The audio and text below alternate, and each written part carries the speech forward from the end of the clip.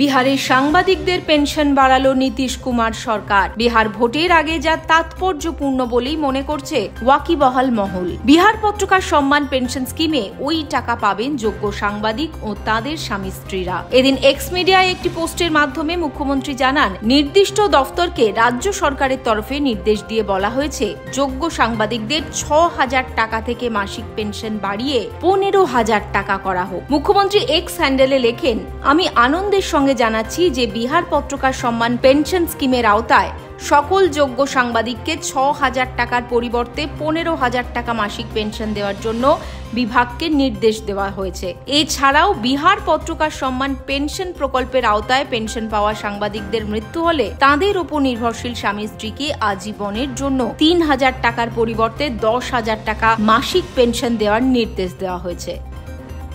এখন সময় ফলো এবং সাবস্ক্রাইব করুন।